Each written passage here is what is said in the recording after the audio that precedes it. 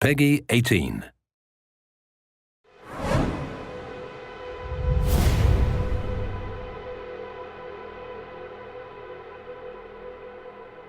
Hey everyone, my name is James. I'm a producer with Gearbox Software.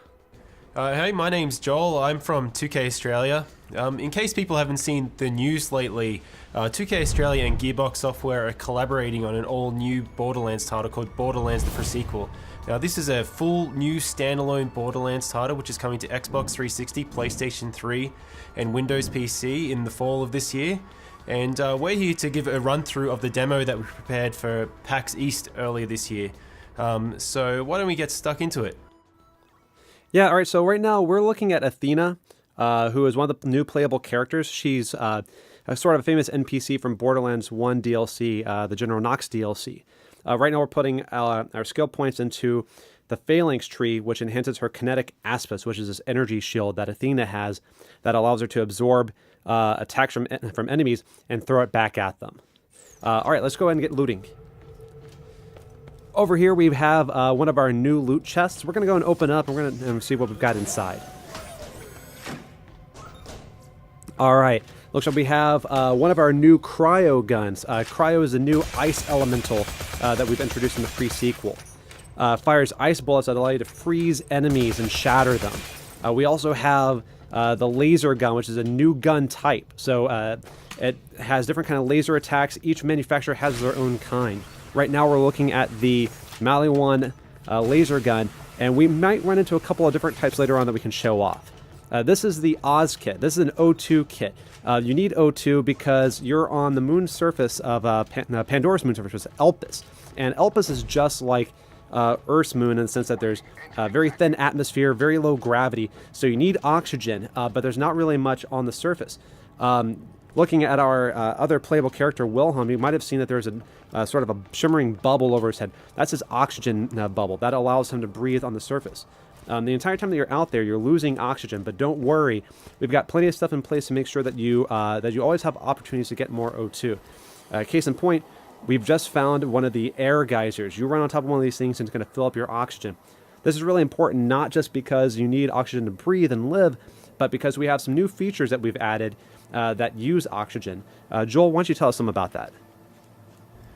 Yeah, so when we were bringing in this oxygen system, we didn't want to bring in something that was annoying to players and a resource to manage. We wanted to bring in something that could give them cool new abilities. So you can see we're on the moon, you can already do low gravity jumps, but if we jump and then press jump again, you'll actually vent some oxygen and you'll do a boost. It'll allow you to go a little bit higher. You can also kind of push yourself forward. So why don't we do a jump and then boost forward? And one of the other cool things you can do, it's kind of my favorite thing to do in the game at the moment. It's technically called a slam, but I like to call it a butt stomp. If you jump up in the air, press jump again to boost, and then press crouch, you actually slam down to the ground and do an area of effect attack. It's a great way to manage crowds, to shove them back, because if you're in a low gravity area, you can push them back pretty far, which might be the edge that you need to either like run away or focus on one guy before you deal with the rest of the crowd. All right, now we're going to go ahead and move into the next area. This is the comm facility.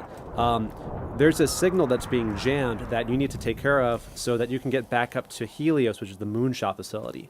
In the pre-sequel, Jack is in charge of Helios. He's not the Hyperion CEO yet that you know from Borderlands 2. Right now he's just managing the station, and you've been kicked off it, and you got to get back. Coming from that comms facility. Get in there, switch it off, because things are getting really interesting up here, kiddo, and in a not fun kind of way. What's your bum in there? Reed Biller owns that place now, and I've heard he's a right nut job. You probably would have heard a bit of an Australian accent there. During the development of the game, it just so happened that the moon kind of turned into Australia. All right, now where we are right now, there's this big gap. You wouldn't be able to make this jump normally in Borderlands, but with the oxygen system, we can kind of push out this jump. So let's go ahead and see if we can clear that gap.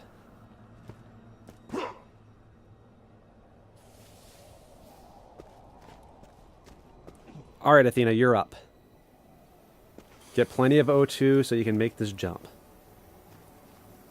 This is my favorite part of the demo because I like to push our demo drivers to boost as late as possible. Whoa. Just like that. I like to see them sweat. So why don't we keep moving? You'll notice when we boost, that oxygen meter is draining. And you can see in the horizon there's actually a beam shooting up to the sky and a HUD marker, and that's an oxygen generator. We can activate that in a sec, but this is Borderlands, so, you know, you always loot. And yeah, low gravity, no atmosphere. But when you actually activate the oxygen generator, now there is atmosphere. So when we open up this other lootable, you'll see that it behaves differently. We want to make sure that that this whole system felt organic, that it felt real, that it didn't just feel like it was tacked on.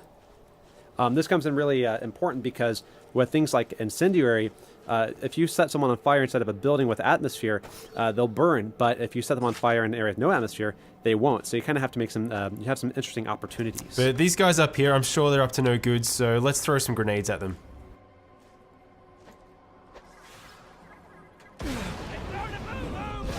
Oh. So in low gravity, you get blown up by a grenade, you go flying into orbit. Very awesome.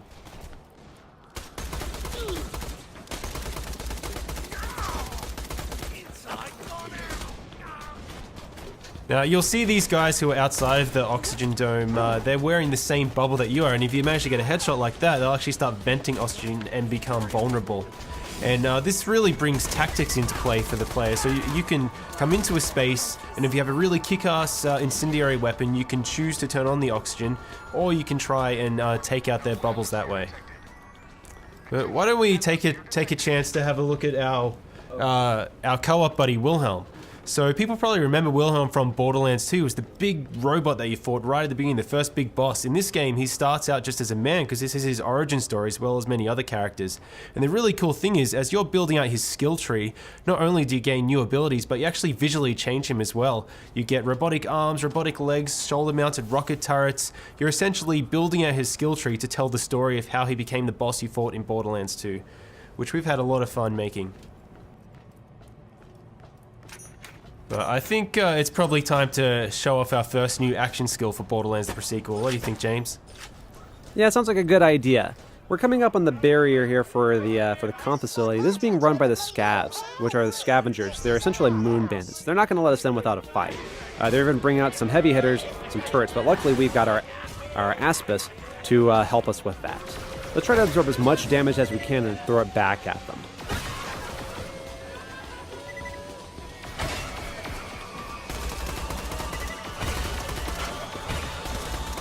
So you can see that the shield is slowly spinning up. As it takes more and more damage, it's going to spin faster and faster. You can kind of see it all around the outer edge, which means that we're just about ready to throw that back. Awesome. Let's go ahead and take care of this other laser and then get inside. Now, because we never get tired of blowing people off the side of the moon, let's throw some more grenades. We like to do these demos live, but because this is a co-op game, we can always rely on our buddies. That's right. Always better to play with friends. All right, now let's go ahead and show off the cryo gun. We showed it a little bit earlier, but didn't really get to see it in action. Let's go ahead and free some enemies. So we've actually built this procedural system so you can freeze any enemy like that, and once you get their health down to a certain threshold, you can shatter them. It's not an instant win button because you do need to get their health down low, but when you manage to do it, it's really satisfying, and it's different every single time. And we're going to go and divide and conquer so we can wipe out these scavs a little bit faster, and then we're going to try to meet back up in a little bit. Athena, freeze this guy and try to stomp him.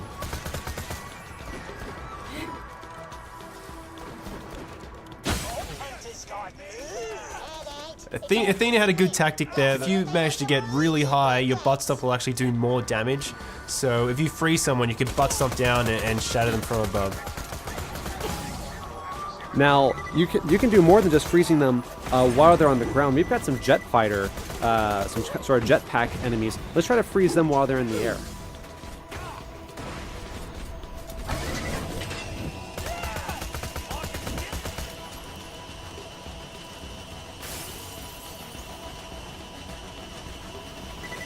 So if we do manage to freeze one of these guys in the air and they fall down a railing, they'll actually split in half. It's one of these kind of random events that I love to see in the game.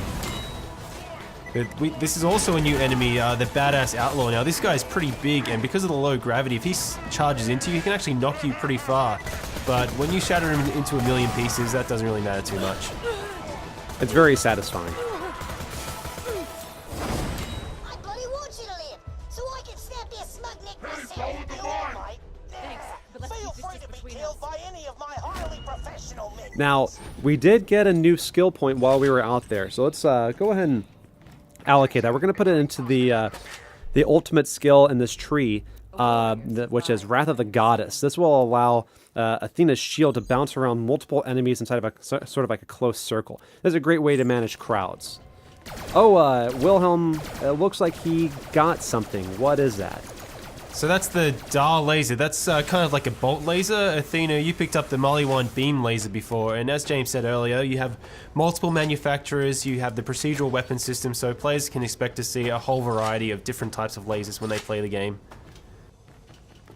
To the right here, you'll see one of the new rideable vehicles in Borderlands, the pre-sequel, the Stingray. We're not going to need in this mission, so we're going to keep moving forward. But keep an eye out, because we might have something more about that in some later news.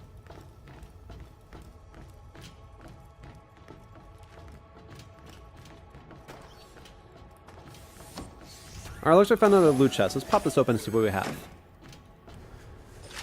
Let's see if we have a new Oz kit over to the right here. So what does this Oz kit do? Let's see. So it looks like it increases your oxygen meter. It allows you to create an oxygen bubble, which comes in really handy when doing a slam. So let's go ahead and give that to Wilhelm and see if we can do some damage with it.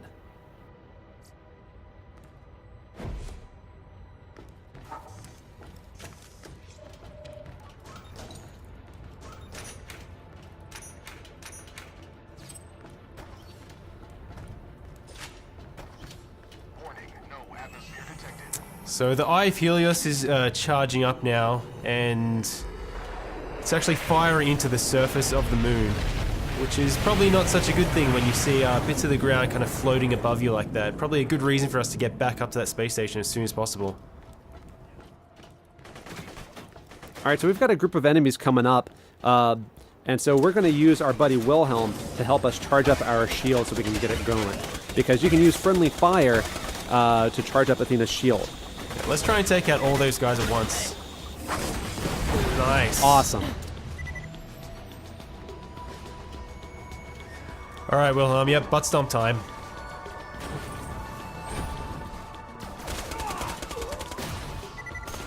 And you see that bubble, you can run inside that to recharge your oxygen. As we mentioned earlier, you can also use the oxygen to set enemies on fire when you're out in this sort of area. So maybe we get a chance to use that, maybe we don't. Yeah, it is a really good combo if you get that oxygen bubble with the fire to burn enemies, but I really love getting the cryo one as well, so if you jump down from high enough, butt stomp and shatter and freeze a guy all in one go.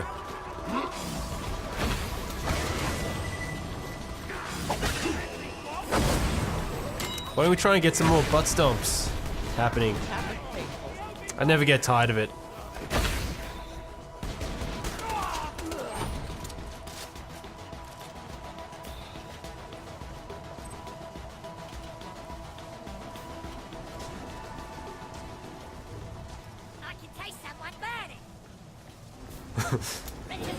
So we've got some little scabs and a little outlaw here. This is a really good opportunity to try and charge that shield right up, so absorb some more damage. It's fully spinning now, so just move back a little bit, Athena, and fire it off. Awesome. Nice.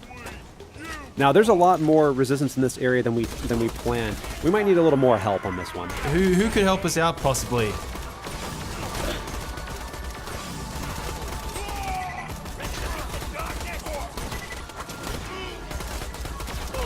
Uh-oh.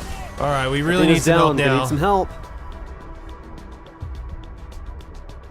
And we have playable Claptrap. For the first time ever in a Borderlands game, you get to play as Claptrap. And he's going to help us out a little bit in this fight.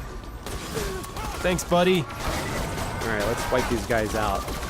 And the other playable character in Borderlands the sequel is Nisha the Lawbringer, who fans of the franchise will also remember. We'll be talking about her at a later date.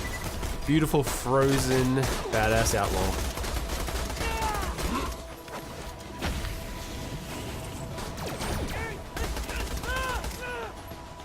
So yeah, we should probably head in here and try and disable that signal so we can get up to the space station.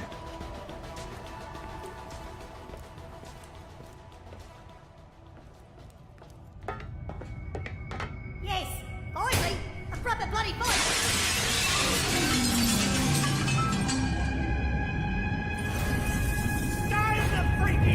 We can love this. All right, you better get him, Athena. Getting close.